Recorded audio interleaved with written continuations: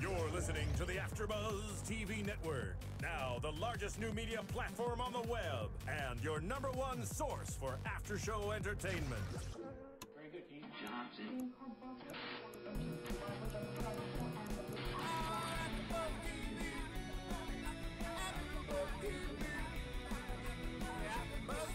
AFTERBUZZ Studios in Los Angeles, California. Presented by Maria Menounos and Bing.com and streaming live thanks to Akamai Technologies. This is AFTERBUZZ TV's Doctor Who After Show. We'll break down tonight's episode and get you all the latest news and gossip. If you'd like to buzz in on tonight's show, you can buzz us at 424-256-1729. That's 424-256-1729.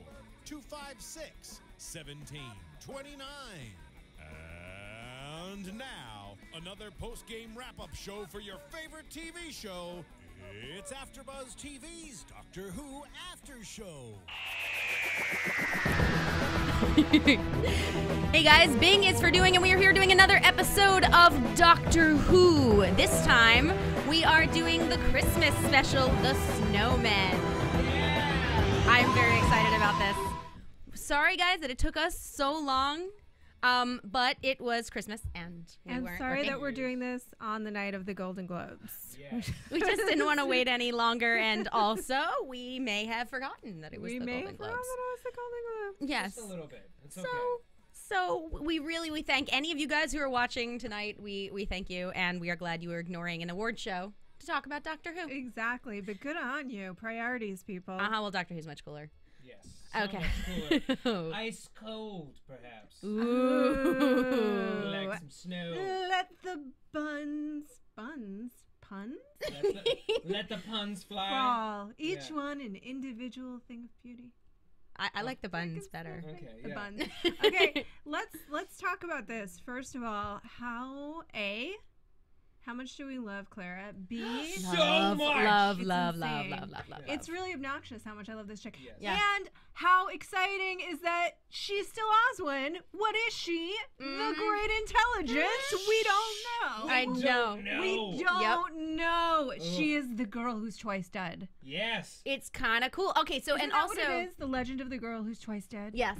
Yes. Yeah, and I think it's Awesome. interesting because some of the interviews that I'd read with her a while back where she was saying, well, like everything she was saying, I thought some of it was misdirection about you don't really know if I'm Oswin or not. I'm not going to say. But like now if you read it, you're like, Oh, you sneaky Okay. thing. She has already, can we also compliment she has already perfected in terms of interviews the art of the tease, which Yeah. as you know, Jenna and I, we interview people, and like if you have not perfected the art of the tease, it can be very dull. Yes. You know, because they'll just say like, I can't say. Yeah. No, say something that Yeah. makes us titillated and excited, and yet gives Exactly. nothing away. and then we will write something about you. Exactly. This is an early Wonderful.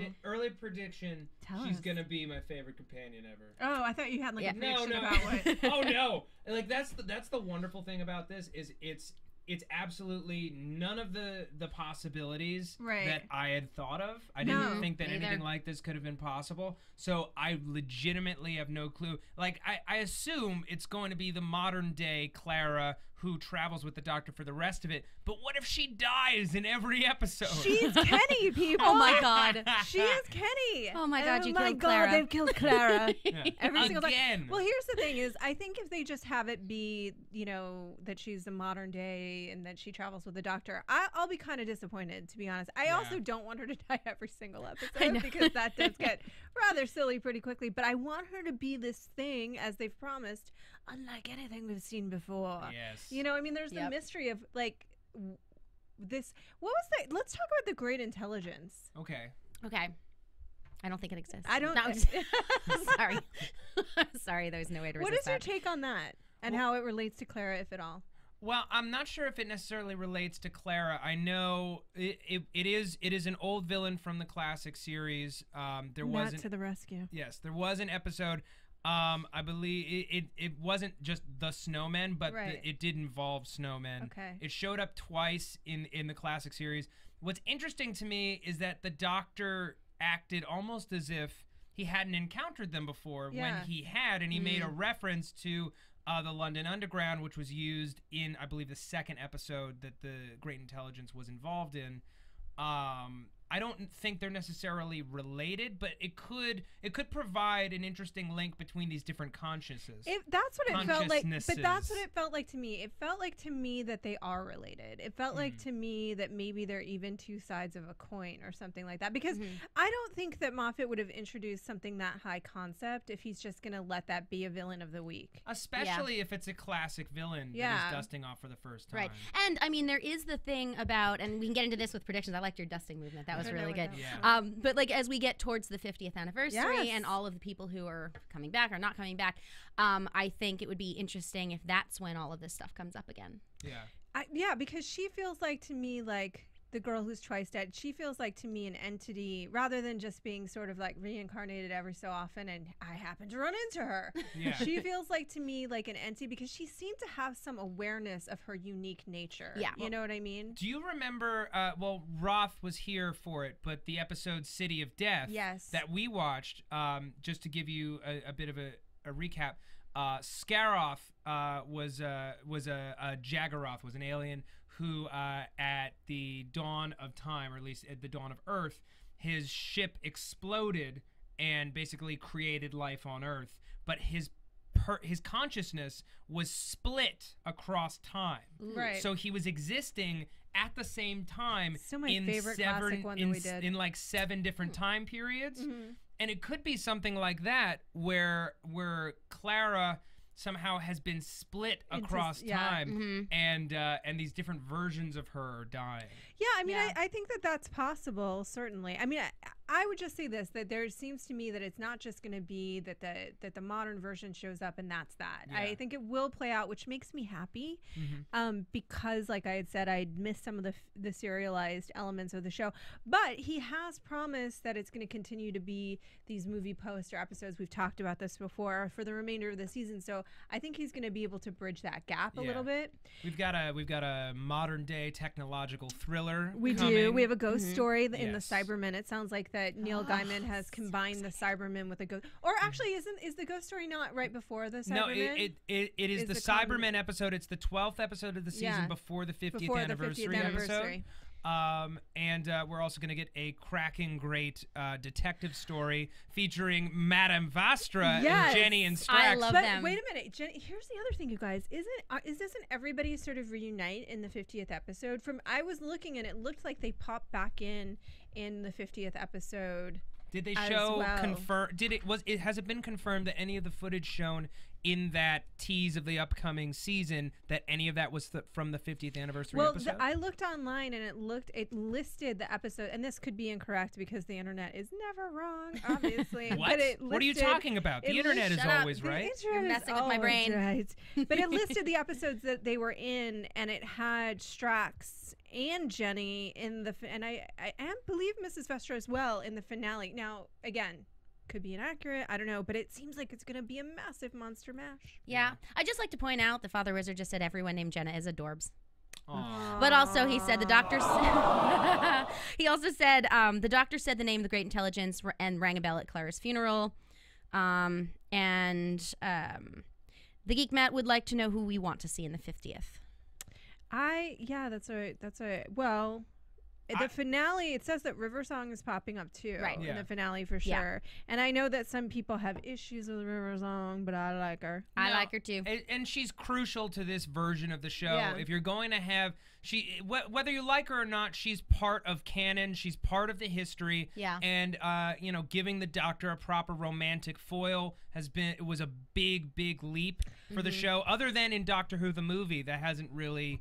or Rose, really, for that matter. Rose. Rose. But outside of the companion relationship. But Rose and he and Rose never hit it. That's true. That's a very good point. You hope that as a married couple, human Doctor and Rose probably hit it. They probably hit it. They probably hit it. But I mean, could you be her and not hit it? No, obviously not. No. But you hope that being married, that he and River Song have hit it. Let me ask you a question as a woman, Jenna. Yes. I think this will create an interesting dynamic because the flirting and the nonstop flirting, the kiss and the chemistry behind that kiss, because they have this explosive Matt Smith and Jenna Louise Coleman have this explosive chemistry. Explosive. It's just there, you know? Yeah. And then it's in the characters, the kisses happen. So when River Song pops back in, she's not going to be happy. I'm just saying, she's going to be pissed off because... Jilted spouse. Jilted. No, hell hath no fury. Like a woman scorned. But let me say this. He kissed the dead Oswin. The other one's not going to know that they ever kissed. He's kissing the hell out of her. No, we don't know that. Yeah, we don't know that. Because it could come back up. There could be new, But it's a very interesting way to start off a potential romantic pairing who, I mean, obviously in the 50th anniversary episode, I would love to see an appearance of a past Doctor. I know that it's difficult to pull off. And There's the explanation for it will likely be such garbage. Like, there's no way to explain it properly. But who I really, really want to see in the 50th, I would like to see the new Master. Now, I heard a rumor over the break that it was Benedict Cumberbatch. No, that John Sim was coming back. I'm kidding. That I know. But like, I mean, how awesome would that be? But I know it won't be. It won't be. That would be wonderful. He's very busy. But since the show is now bigger than it's ever been, I want to see what level caliber actor they can get to play the Master. And what Moffat's Master looks and sounds like. Well, you know, it would be sort of interesting because obviously Moffat is the showrunner on Sherlock as well. Yeah. I mean, I wonder, but they just had to reschedule Sherlock because Benedict Cumberbatch is so in demand right now. He had so many... I demand him. I demand him every day. He had so many scheduling conflicts. But, I mean, now that I've said it, I'm like, well, maybe it is possible. I mean, it's the same showrunner. It's one episode. It's one episode. Come on, Cumberbatch. Come on, Cumberbatch. Cumberbatch, I'm putting you on blast. I'm putting you on blast. You know you want to do it. You know you want to do it, okay? Sherlock needs more fans on this side of the pond. We want to give it that Emmy that it so richly deserves. You got Rod for Scandal in Belgravia. Get on the show, and then all these people are going to come with you. Well, here's the thing about Cumberbatch, too. Like, if you don't know him, if you haven't watched Sherlock, if you haven't seen him, you don't know that this, like, very sweet little face has this really deep voice and is super sexy. So I think it would help Sherlock, just saying. That cold, brilliant malevolence would be so good. Oh, yeah. And it would lead so nicely into Star Trek. Wouldn't it? Well, let's talk about the episode a little bit, too. I mean, I think one of the things that was interesting is that this episode felt like it was structured. I mean, I thought the plot line was cool and sort of interesting, and the villain was fun and sort of interesting. But it really, to me, felt like it was... That was like, but they really wanted to deal with this relationship of the Doctor and Clara. They really, like, that was sort of stitched together... I would say... rather loosely. I would say more so than any Christmas special since... It's the most like the Christmas Invasion, where it really was, it was an episode in canon that just happened to take place on Christmas. Yeah. Right. And happened to have kind of a fairy tale feel, you know, the TARDIS up in the clouds with this beautiful staircase. I did like that. Fantastic. You know, it definitely had that fairy tale feel Moffat loves in his Christmas specials to make them feel like a bedtime story. Like a Christmas bedtime story. But I would say slash noir detective novel. Yes. But I would say that the overarching plot and the villain especially were really the weakest elements of the piece. It was. Absolutely. It was. And Jenna Busch Coleman was just so strong. Oh my God, the ice governess is the best part. I remember I tweeted I was like, oh shit, governess! Like, she's back! It was so funny. Mary Poppins, she ain't. No, she ain't. She ain't at all. Governesses are terrifying. Yeah. I think the idea, it's funny because I think the idea of governesses are terrifying, you know, but I don't. And matrons. And matrons, like anything, there's something like about that seems inherently creepy. But then you think of Jane Eyre and she was very nice. It's true. Well, the thing that I loved about it was Madame Vastra and Jenny and Strax. Yeah. Oh, so funny. Yes. Oh, so good. Good evening. Good evening. I'm a lizard woman from the dawn of time, and this is my wife. That made me so line happy. Made me so damn happy. Oh my God. She just doesn't give an F, you know. She doesn't love her. She doesn't care at all. And like my favorite part is just that like she operates and nobody is like she operates in public. Nobody catches on. Nobody seems to care. And that's the thing that can sort of happen in the Doctor Who world. The fact that like not only is she a lizard woman from the dawn of time, traipsing around London willy-nilly, but she's married to a woman and nobody cares. Like You can't even marry with sadly, the potato man. You can't even do that today. Strax just. Actually, I don't know what is the law in Britain. I have no idea, actually. I think it might be legal, actually, in Britain. But I don't think it was then. Yeah. So much more forward than us, Britain. But I love that Strax just exists in broad daylight, and people are just like, oh, he's just an ugly guy. Yeah. He's just a really, really ugly, deformed dude. He's so damn He's funny. so lucky to be employed. I love that Strax's answer to everything is grenades. I know. And he's the potato thing. Oh, and that scene with the memory worm was so funny. Oh my God. Now we're just being silly. I know, but Help, sir! I've been attacked by a cart. Carriage. I've been run over. It's just the thing about that though is that it was so you've got your story, you've got this big dramatic thing going on with the Doctor and Clara, and it's so freaking funny. Yeah. Yeah. Well, but she's, and I think we know that this is why she got the job, and it's funny if you think about like the storyline with the Pawns. She is really funny. I think that Amy was funny, but had always more of an edge to her. Right. Yeah. She had a really traumatized childhood, as we know. It's true. Her parents were sucked into a crack in the wall. Exactly. Her parents were sucked into a crack in the gotta mess you wall. up. She was living with that monster beast, unbeknownst to her. The doctor abandoned her. It was rough on Amy. Ruth Stoof. Ruth Stoof on Amy. But Clara, there's a real lightness to her. You know, like even the fact that even though she's dying all the time, but there's a lightness to her and like a mischief. Here's what I would say.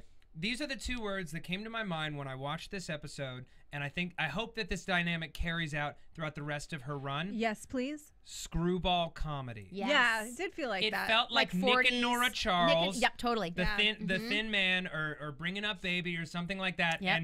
And Madame Vastra and Strax and Jenny, I think, fit right into that light, playful, zippy. What about It Happened One Night? Ooh. A little bit of that. Thank you. Nice, yes. nice. Nice pull. Let's not nice forget pull. that.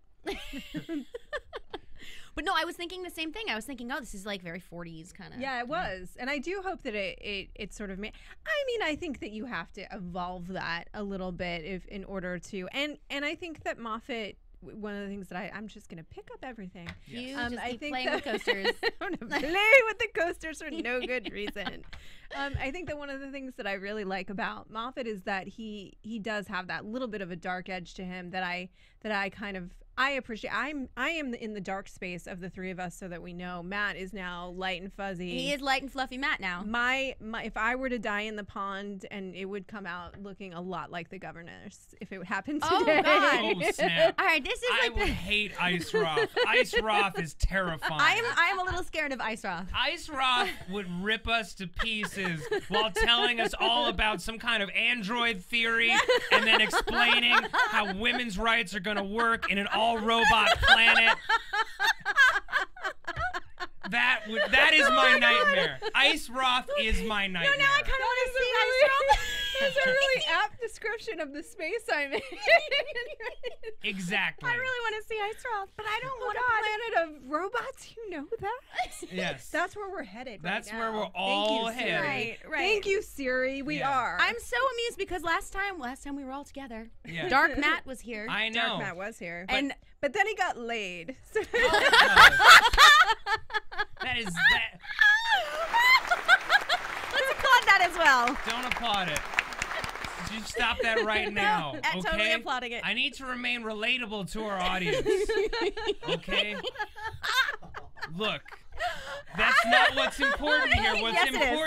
What's important is that Ice Me then would have likely been angry. Now Ice Me would probably make you guys breakfast. I think that Ice You now would just be going for all the women. You'd be the guy in like the Blues Brothers. How much for your women, your daughter? How much? Blues Brothers, nobody, just me. I I've there. seen the Blues Brothers. I do not remember that part.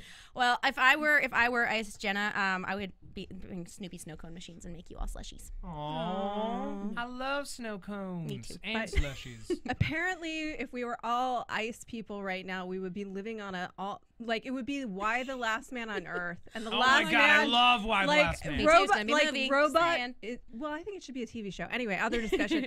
It would be robot Why the Last Man on Earth with like a very feminist undertone, and the last man would be Matt having all of the women. And I don't want that kind of responsibility. I'm going to say that right now. Yes. No, I don't. You do. If there are 2 men left on Earth and it's between me and another dude and it's all women, give it to that dude, okay? I know. You're looking at me like I'm lying, but I'm completely serious. That is way too much pressure, because then I'd be dad to all the kids. Oh, there's that. They'd all have to be little versions of me, and they would be so neurotic that we would be doomed. We would all be doomed. Don't worry, because it's my ice planet and I've got it well in hand, Matt. Okay. I will parent the children. Okay. My ice people will parent the children. I will take care of the pets. And you will give them the ice cream. I will give them the ice cream. The Geek Matt just tweeted one of my favorite lines from the Snowmen. I'm the clever one, you're the potato one. I so love that true. line so much. It's so cute.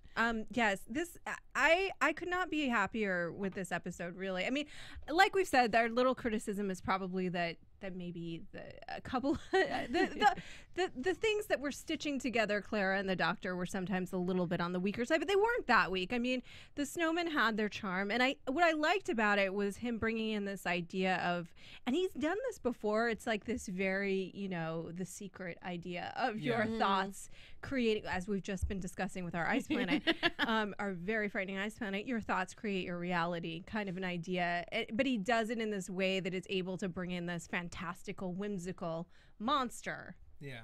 Whimsical monster. Voiced by Ian McKellen. Yes. Voiced by Ian McKellen. Thank you very much. That was so, I would listen to him say anything all day long. And that was the cool thing about the Great Intelligence too, is that its awareness of itself. You know what I mean? That was so interesting to me. That idea was interesting to me. And it's interesting that since the Doctor and the Great Intelligence have squared off before, the Great Intelligence didn't recognize the Doctor either, which means that this likely this episode exists in the It's like a reboot. Well, no, in the Great Intelligence's timeline. Right. This is before. This is the first time they've ever met. How is that? Wait.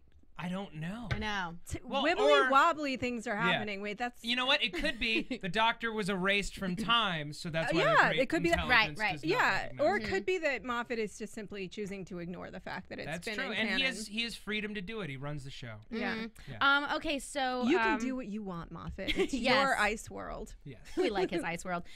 So Steve Saylor just said, "Nice twist that the companion can die twice before becoming a companion. Want to know how?" Yes. Yes. We all want to know now. That is the question, isn't it? But again, I think she exists. I think she's almost like a fourth dimensional being. Do you know what I mean? Like she, the Doctor is still in some ways beholden to time. Loosely, but he's still beholden to the laws of space and time. What are you giggling about? Sorry, because Father Wizard just said Ice Roth and Fuzzy Matt is the name of an AM morning show in Helena, Montana. I'm sorry, that's why I was laughing. That's really funny. That's really, really funny. Anyway. Beholden to the He's beholden to the laws of space and time. Keep it together, ladies. This is Doctor Who. This is serious business. This is the kind of pressure you're going to be under as the last man on my ice robot planet. Jesus Christ. I know. You're going to have to keep wrangle all I of have us. I have to make some kind of like split-second decisions about life and death decisions that also involve me personally. Why? Hey, let me ask you a big question here. But why on a planet full of women and you're the only man, would you think you have any control at all? That's a very good point. Make any decisions. Because I'm the only one with a very different viewpoint. With a very, very different viewpoint. And nice try. Because I'm a precious commodity. Right. That we own and control. Pretty much, yeah. See? Yeah. And you wonder why I'm not thrilled about the idea. You make Roth's it sound so fun. In any event, I liked you'll have a good time on my ice planet. Don't worry about it, Matt. Let's get back to the show. Back to the show. I did like the. I don't think that she is. I think she stands outside of those rules. I don't know how yet, but I think that there's some way, and for some reason, she's just. And maybe there's the reason that there's that break in continuity. I mean, maybe this really is its own thing. That's true. You know what I mean? That's a good idea. But yeah, I don't think she's beholden, which is going to open up so many possibilities. Yeah. Now, I think a lot of people complained that it got confusing with River Song and they're matching the diaries, and I feel like this is another sort of high concept that could get confusing. Yeah, it could. But it could also be awesome and engaging. Here's what I think. I think that this season, because they're trying to play it simpler, they're going to resolve some of those threads this year. Yeah. And maybe, just maybe, the thrust of the 50th anniversary episode is it's the last River episode. Oh, that's true. Yeah, it's maybe entirely possible because she's getting older, you know. Yeah. And, like, she can't regenerate anymore. Well, let me She died in that body.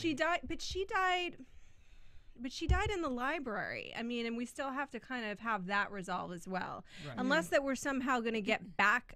And that's just not possible. I mean, she died in the library, so we have to figure out how that happens for her. Unless the intelligence that's saved, unless we're doing a bot again. Yeah. You know, the intelligence that's saved in there is now in a new body. Yeah, it's possible. I mean, I think... Here, let me throw this at you guys. Throw it. What if the great intelligence is River's song? Well, that's possible. After she died in the library and her intelligence was saved on the library planet, somebody freed it and put it in a giant computer. Except that and it's a half. This is Roth's worst nightmare. It is because it's what's happening with Siri, but it doesn't seem to totally fit River Song's personality. I know, but you know what? You spend 10,000 years stuck in a computer. You might go a little mad sometimes. I think really what it is, just in practical terms, I think that these days, especially in a show like Doctor Who, there is far more of a conversation between the show creators and the viewership. And I think the conversation for a long time, although I haven't necessarily agreed with it, is that people weren't really happy with River Song, and they weren't really happy with that relationship, and they don't think that they suit. You know, and I think that he's going to try to find an elegant way to remove her from the equation of the show and give him an opportunity to have this other love interest. That's what it feels like to me. One of the what were the clones called when they were working with the acid? And the gangers. The gangers, yeah. Okay, so I mean, it's possible we're gonna put her in. I mean, I'm thinking recasting, because I think that was. Although I think honestly, but then how does Clara fit into that though? Oh, I'm just saying in terms of River. Yeah, I think she's just gonna go away. I think she's going to go away. It's a phase of the show. Yeah, it's a phase of the show. Yeah, where we had this additional character, and I think she's going to go away. Let's talk about the Doctor for a second. Dark Doctor is his state of mind. He's removed himself from humanity. An interesting choice of place to stay in Victorian London for who knows how long. Did we get an age check in this episode? I don't think we did. I don't think we got an age check in this we know episode. that he's over 1,200 years old now. Yeah. We know that he's between 1,200 and potentially 1,300. He might be a little older than that. You know, he's removed himself from society. And then, of course, we have that great scene with Clara and Madame Vastra, the words sequence, the one-word test. Okay. Oh, I loved that. Okay. Yeah, I loved Wait. I loved the idea of that test. I kind of want to take it one day. Yeah. You know, like, I just want to have that challenge. I thought that was, like, a very poetic and beautiful notion. I thought her saying pond was a little inelegant. Okay. I thought it didn't totally, to me, make sense that she, you know, that would be necessarily the one word that she would come up with right. to convince him. I think it was fan base baiting. Sure. It was something that people would squee over and then eventually forget about. Yeah, I think so too. But I do find the idea of that test kind of amazing, and I'm going to come up with some ways to put you two to that challenge. I'm down for the challenge. I'm down for the challenge. I don't think we can fit it into this show. Snow cones is always going to be my answer. Maybe the first one back. Snow cones is going to be your and answer for like everything. from the Snoopy snow cone machine, like there's a dash, so it is technically one word. You can't have an explanation. Well, I know, but I'm just explaining why it's one word and not two. It's one word. Right. Okay. Right. Words. Oh no! In the snow cone machine, there is a dash. Words. Words. Oh dear God, guys, we're gonna need to wrap up soon, so let's do a little prediction. Yes, let's. And now, your AfterBuzz TV predictions. I guess we're sort of combining this with news because we have been sort of predicting the whole time. We really have. You start. Okay. I think that we've got this big Clara Oswin mystery to solve. I know we're starting in modern day. We've got a few things off-world. We've got some stuff in the past. I know we're going to see Madame Vastra and Jenny and Strax again, which is really, really exciting and fun. I love the new TARDIS, and I think we're going to see some parts of older TARDISes show up in the Journey to the Center of the TARDIS episode, kind of like how in The Doctor's Wife we saw the 9 and 10 TARDIS interior. I would love to see the wood panel TARDIS return from Tom Baker years. And I think in the last episode of the season we're getting the David Tennant cameo. I think we're gonna get it. I think we are too. Yeah. And I think we're gonna get it. I wish we could have conclusive proof that we weren't gonna get it, so that it would shock me when we do get it. But we're gonna get it. He was having. I mean, there was an interview where they were having dinner, and I think that they keep in touch as Moffat and Tennant. Yeah. And talking about the monsters this season, and and also Jenna Louise Coleman said that there's a monster this season that's new, that's her favorite one, even more than the angels. Even more than the angels. She won't say what it is, but we have that to look forward to. I mean, but there was something about just the fact, I was like, okay, fine, they keep in touch, they're good friends, but they're pretty busy guys. Yeah. You know what I mean? If they're having dinner, it's also business, probably. I have no idea, but this is what I'm making up because I want the David Tennant cameo, and I do think that we are going to get that.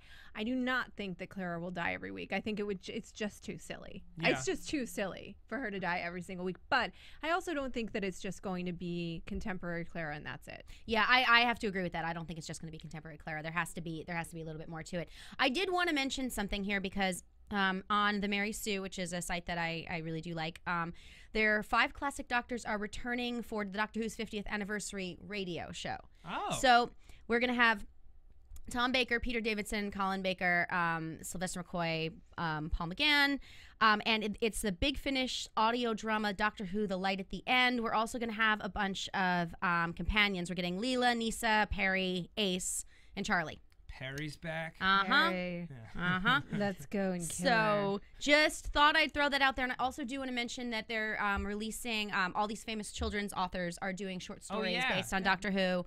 I know the Artemis Fowl authors whose name I can't pronounce. Yeah. But yeah, so that one, and it's going to be one a month. So that one's out. I heard that J.K. Rowling was doing one. That's the rumor. Nobody really knows yet. Okay. But it is I hope so. I will purchase and read the crap out want I also would do this. Well, no, it's they're releasing one story a month, and then they're going to release it as one book of short stories. Right. Okay, well, I want JK. Me too. I mean, these are some wonderful authors, but I'm not going to lie. I crashed a wedding for that 7th Harry Potter novel. That happened. I stood around with a lot of children. Okay. In costume. Good to know. Not weird at all. No. Oh. All right. With a snow cone for everyone. And on my ice planet, you can expect to immerse yourself in Harry Potter too. Boo! Boo! I want to live on your ice planet a little bit. I'm just saying. I don't, and I think we should leave it there. Alrighty then. All right, guys. So thank you for joining us. Make sure you go to iTunes and rate us well, please, and leave us nice comments, and we will comment back at you. You can find me on Twitter at Jenna Busch, BUSCH, like the beer, not the president. You can find Cocktails with Stan on YouTube.com/World of Heroes, and I write lots of stuff for Fanhattan.com. You can find me on Twitter at oh shit, I changed my Twitter name, forgive me. I am Roth Cornet, ROTHCORNET on Twitter, and you can find my work on IGN, where I am an entertainment editor. All right, you can find me on Twitter at Matt Lieberman, MATTLIEBERMAN. If you love live comedy and you're in the Los Angeles area, I host a live free improv show every Friday night called Danger Room at 8801 Cascio Street from 8 to 10:30 p.m. I also do sketch comedy. If you love sketch comedy, go to, it's called Viewers Like You TV on YouTube. Yes. Sweet. Woo! Yes. Woo! All right, guys. Thanks so much. Thank you. From Bing.com, executive producers Maria Menounos, Kevin Undergaro, Phil Svitek, and the entire AfterBuzz TV staff, we would like to thank you for listening to the AfterBuzz TV network. To watch or listen to other after shows and post comments or questions, be sure to visit AfterBuzzTV.com. I'm Sir Richard Wentworth, and this has been a presentation of AfterBuzz TV. Buzz ya later! The views expressed herein are those of the hosts only and do not necessarily reflect the views of AfterBuzz TV or its owners or principals.